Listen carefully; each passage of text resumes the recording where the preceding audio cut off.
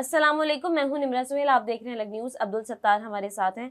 मुबैना corruption के scandal को एक बार फिर छुपाने की कोशिश की जा रही है। नैब ने नवाज शरीफ और जरदारी को कैसे बचा लिया है करप्शन के मामले में, इस पर बात करेंगे। लेकिन उससे पहले आपसे रिक्वेस्ट है कि चैनल को सब्सक्राइब करें, शेयर करें और बेल आइकन को भी प्रेस कर दें। जी देखिए, नवाज शरीफ साहब और आसिफ अली जरदारी साहब को बचाने के लिए जो नैब है वो किस हद तक गया है। चेयरमैन नैब वो खुद एक नैब बने हुए नज़ीर अहमद भट्ट NAB। सो उसके बाद देखिए उनकी ज़ेरे क़यादत नैब में इस वक्त हो क्या रहा है। नवाज शरीफ साहब और जरदारी साहब पर जो इल्ज़ामात थे, सबसे पहले तो उन इल्ज़ामात पर आते हैं कि तोशा खाना केस का जो नवाज शरीफ साहब पर और जरदारी साहब पर था उसका बैकग्राउंड क्या है।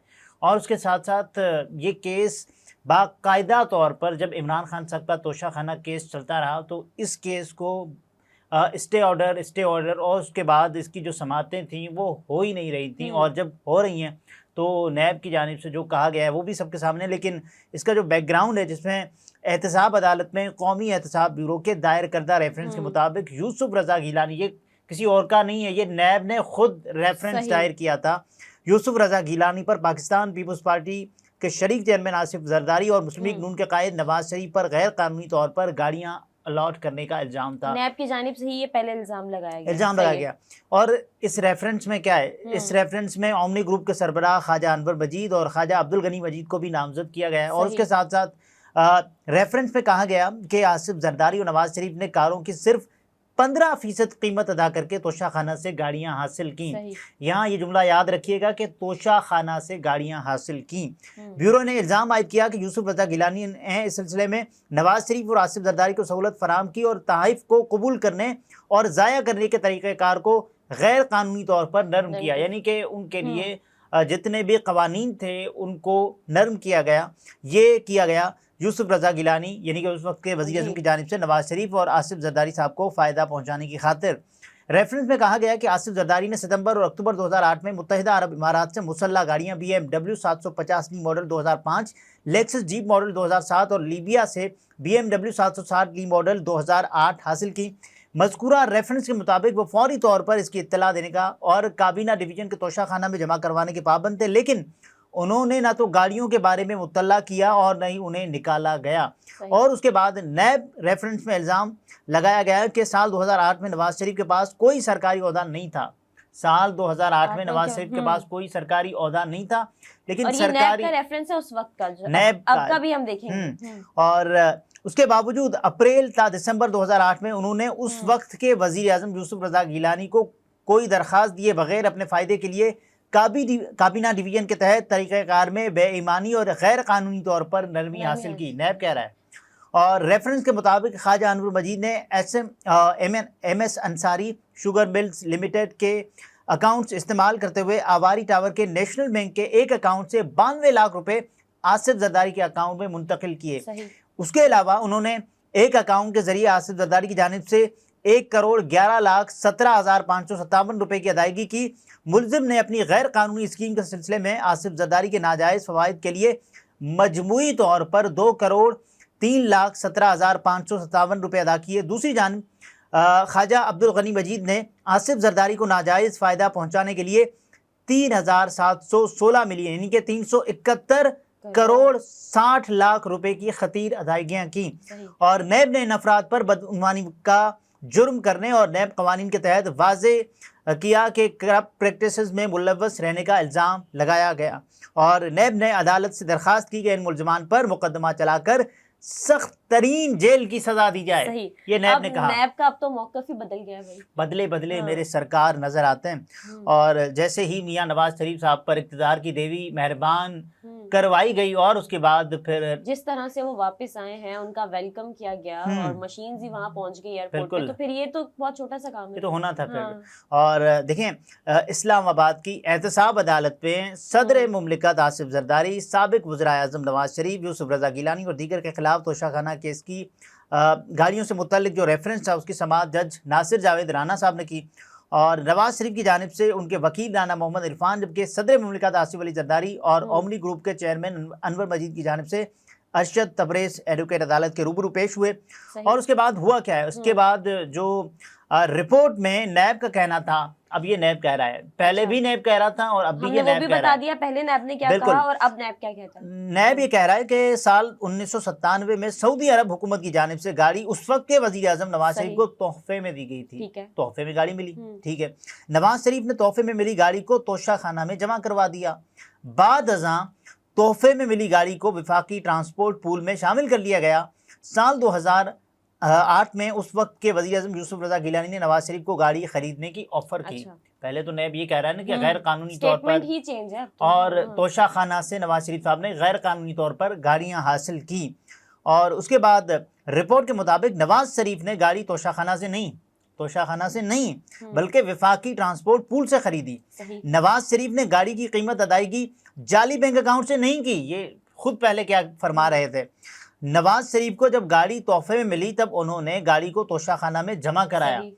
और उसके बाद जब खरीदी तो उस वक्त गाड़ी तोशा खाना का हिस्सा नहीं थी। इससे ये अंदाजा नहीं होता, जब आपने किसी को सेव करना होता है तो आप कुछ भी बना लेते हैं, और तो जब किसी पे इल्जाम लगाना होता है तो कुछ भी बना इस लेते पे तो हैं। नवाज शरीफ पर जो केस है वो तो उनको भुगतना ही चाहिए, लेकिन मुझे लगता है कि बल्कि मेरी ये ख्वाहिश होगी कि नैब को गलत बयानी, अगर किसी बंदे को आप ये कह रहे हैं ना कि आपने ठीक केस नहीं किया तो आप पर केस होना चाहिए, या तो आप उस वक्त गलत थे या आप अब किसी गलत हैं। एक मौके पर तो आप अपनी गलती तस्लीम कर लेना कि आप कहाँ गलत थे।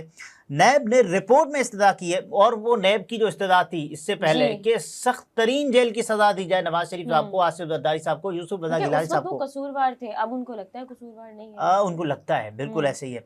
अदालत नवाज शरीफ को तोशा खाना रेफरेंस से खारिज या बरी करार दे सकती है। अब जो मियां नवाज शरीफ साहब के जो वकील हैं उनका यानी जो उनकी जो ऑब्जर्वेशन होनी चाहिए थी, उनका जो मुतालबा होना चाहिए था, जो उनकी इस्तदा होनी चाहिए थी, वो भी नैब खुद बयान कर रहा है कि आप ज़रा इन्हें बरी कर दें, साइड पे कर दें। बाद अज़ां सदर मुमलिकत के वकील अरशद तबरेज़ ने मौक़िफ़ अपनाया कि आसिफ अली जरदारी को 5 साल के लिए सदारती इस्तिस्ना हासिल है।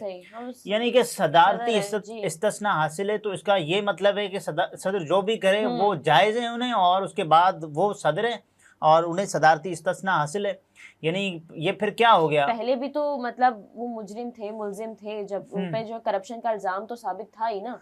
देखिए करप्शन के चार्जेस थे, इल्जामात थे, लेकिन सदर जब वो बन गए तो फिर ज़ाहिर 5 साल का इस्तिस्ना भी हासिल है अब उनको।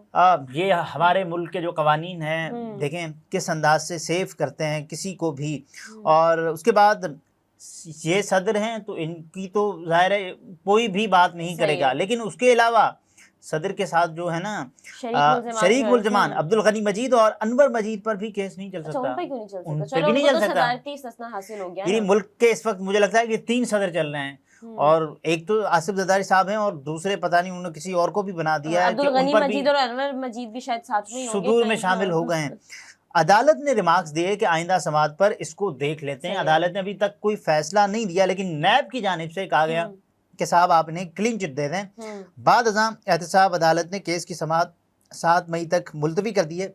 याद रहे कि 19 मार्च को एहतसाब अदालत इस्लामाबाद ने सदर मुमलिकत आसिफ जरदारी, साबिक वज़राए आज़म नवाज शरीफ और यूसुफ रज़ा गिलानी समेत दीगर मुलज़मान के खिलाफ तोशाखाना से कीमती गाड़ियाँ और तहाइफ वसूल करने से मुतल्लिक रेफरेंस में आइंदा समाअत पर कौमी एहतसाब ब्यूरो से रिपोर्ट तलब की थी।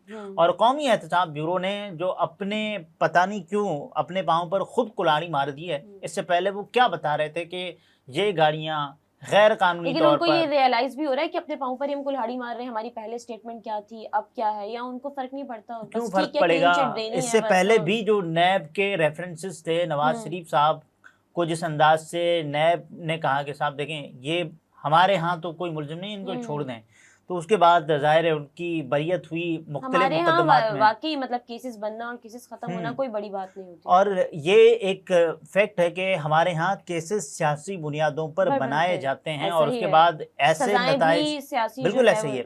और उसके बाद फिर नैब है उसको एक टूल के तौर पर मुबैना तौर पर इस्तेमाल किया जाता है और ये सबके सामने। याद है कि गुज़श्ता समाअत पर एहतसाब अदालत ने शरीक चेयरमैन आसिफ जरदारी साहब को और सरबराह मुस्लिम लीग नून नवाज शरीफ, रहनुमा पीपल्स पार्टी यूसुफ रज़ा गिलानी और दीगर के खिलाफ तोशाखाना गाड़ियों के रेफरेंस में तफ्तीशी अफसर को नोटिस जारी करके 19 मार्च को पेश होने की हिदायत की थी। इससे पहले एहतसाब अदालत इस्लामाबाद ने साबिक सदर मुमलिकत आसिफ जरदारी, साबिक वज़ीर आज़म नवाज शरीफ और यूसुफ रज़ा गिलानी समेत मुल्ज़िमान के खिलाफ तोशाखाना से कीमती गाड़ियाँ और तहाइफ वसूल करने से मुतल्लिक नैब रेफरेंस की समाअत जज की अदम दस्तयाबी के बायस मुलतवी कर दी थी।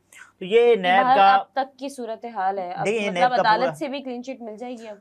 देखें अदालत क्योंकि आपके दस्तयाब करदा शवाहिद के मुताबिक सही। चलती है, डॉक्यूमेंट्स के मुताबिक ठीक चलती है, है। दस्तावेज़ों पर चलती है। हम्म। अदालत को जो आप दस्तावेज़ फराहम करेंगे अदालत उस पर तो फैसला अदालत करेगी। के पास वो वाले भी तो दस्तावेज होंगे ना, जो बिल्कुल पुराने होंगे, लेकिन डॉक्यूमेंट्स अब भी तो देखें ना होंगे। रेफरेंस जो दायर किया गया तो उसमें बताया गया था कि आवारी टावर के नेशनल बैंक के एक अकाउंट से 92 लाख रुपए आसिफ जरदारी के अकाउंट में मुंतकिल किए गए। और सस्पिशियस तोशाखाना ट्रांजैक्शन से गाड़ी ली, 15% सिर्फ कीमत अदा की, वो 15%। सब। हाँ। और उसके बाद उन्होंने तोशाखाना की डेफिनेशन ही तब्दील कर दी ना हाँ कि जी। वो तो वफाकी सरकारी पूल है, वो तो तोशाखाना है ही नहीं।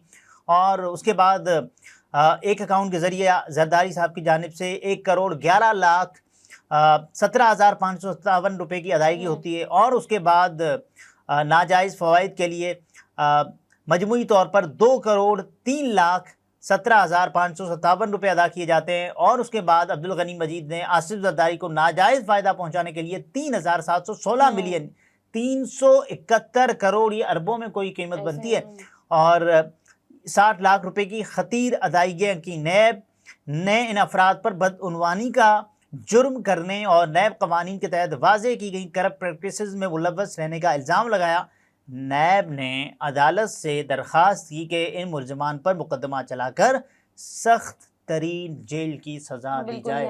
और हम यानी कि सख्त तरीन जेल की सज़ा, उसके बाद अब ये खुद नैब कह रहे हैं कि आपने वापस बरी कर दें। तो इससे ये वाज़िया तो हो जाता है कि अगर आपको अपने केसेस खत्म कराने हैं, क्लीन चिट चाहिए, तो फिर बात आपको हुकूमत में आना पड़ेगा, आपको हुकूमत में आना पड़ेगा। हुकूमत में आने के लिए भी रास्ता बनाना पड़ता है, बात करनी पड़ती है, राह के कांटे पत्थर ये सब कुछ हटाने पड़ते हैं आपको। वही जो नायब यानी कि जो काम जज साहब के करने का है, जज साहब बताएंगे ना कि ये मुझे लगता है कि ये मेरे रिमार्क्स हैं, तो जो वकील साहब अपनी ऑब्जर्वेशंस दे रहे हैं, यानी कि वकील साहब नहीं लेकिन नायब जो काम नवाज शरीफ साहब के वकील को, या जो काम आसिफ अली जरदारी साहब या यूसुफ रजा गिलानी साहब, अनवर मजीद, अब्दुल गनी मजीद साहब के वकला को करना चाहिए था, वो काम नैब कर रहा है कि साहब इन्हें आप मुकदमे से खारिज कर दें, ये आपका इख्तियार है, ये आप ये भी कर सकते हैं। तो आप अपने शवाहिद बताते हैं कि यार हाँ ये मुलव्वस नहीं है, ये हमें लगता है। और अब तो बाकी जो भी हतमी फैसला होगा वो तो अदालत का होगा ना। वो अदालत के फैसले से पहले ही आप यानी कि अपनी राय सुना रहे हैं, ये कर दें वो कर दें, तो कम से कम अभी कुछ खौफ खुदाई कर लें कि जिस अंदाज से नवाज शरीफ साहब के केसेस में उन्हें छुटकारा मिल रहा है, तो मुझे लगता है कि नवाज शरीफ एक मरतबा फिर यानी कि केसेस के जो अंबार होंगे वो तो ख़त्म करवा देंगे, लेकिन उनकी जो साख होगी वो अवाम की नज़रों में क्या बचेगी। सही। नाज़रीन, गुफ्तगू आपने मुलाहिज़ा फरमाई। अब्दुल सत्तार हमारे साथ थे। इजाज़त दीजिए, अल्लाह हाफ़िज़।